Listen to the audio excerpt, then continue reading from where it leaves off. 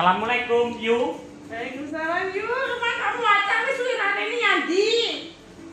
Suwi Yu aku ya rene ya. Suwi pol. Lah aku ra iso numpak pedah Yu.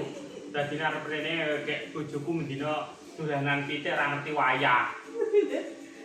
Iku. Dadi nek ra rene sing ngerti ra iso Yu aku Yu. Iki mah aku numpak becak. Ya sabar to, Yu, sabar. Piye kok dengaran rene mau acak gendre tak fotone sik ya. Tak fotone. Wayu Yu. Nyapa wae rene? Ini lho Yu. Ping pisan iki aku arep curhat Yu. Curhat nyapa? Curhate nganu Yu.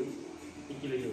Aku kowe dijak buka bersama karo kanca-kancaku. Terus, Ya toh, ki aku ora ndek duit. lha kok para-para ya utang. Jan kanca ndak duwe akhlak ngono kuwi. Aku ora utang Yu, aku kan ora ngomong utang. Aku kan ora ngomong utang. Terus, Aku mriku kan kalung to Yu. Kalung iki karo ali-ali. Aku silono duit dhisik kalunge tak tinggal piye? aku sih aku malah nek kalungmu kegedean aku wedi lho nggih. Nggawa kalung gede-gede ngene wedi. Ora sampe gawe Yu ngene iki simpenan nang jero kamar. Lah iya wedi ya ngono iki. Iki kalung aku tuku waduh Yu, iki jamane ning Singapura lho iki. Aku cek lunga ning Singapura ya aku tuku kalung iki Yu kek brene. Iki mek tak goda gadekne. Iya, cek ngono kalungmu. Pira iki yo padha karo utang ngono jenenge. Ngene iki ora gade to Yu. Ora yo padha gede karo utang yo padha ae. Nek utang iki mau sili dhuwit to, lha kok utang kok sili dhuwit ae kalung pangkat tangge. Dadine aku ben rada enek gayane kumpul-kumpul kanca nggih kalung gedhi. Entah apa, wong ki lho wong urip iki apa eneke ngene iki, ora duwe ya mau ora duwe. Kaya aku ngene iki lho, dadi jam ngumpul aku ora duwe duit, tau ya ora ngumpul. Aku ora enak iki.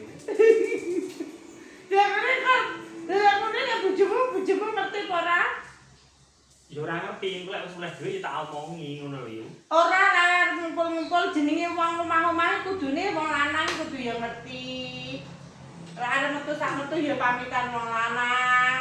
Kok ngono Yu ya? Iya, no. Lek bojoku ora duwe HP ora ngerti nomor lho Yu bojoku. Ya lek bojomu kerja ya ning omah ora usah dolan. Bojoku ora kerja cuma Yu ngabar pitik ning omah mau. Aku rene becak. Wah, pamit bojomu ora? Pamit. Oh iya wis pamit yo. Pamit arek iki Yu Santi ya. Lah Yu silane duwe Yu. Masa jabang bayi Yu. Kowe iki disini duwe malah kebob lho Yu. Jan kebangetan lho iki Yu.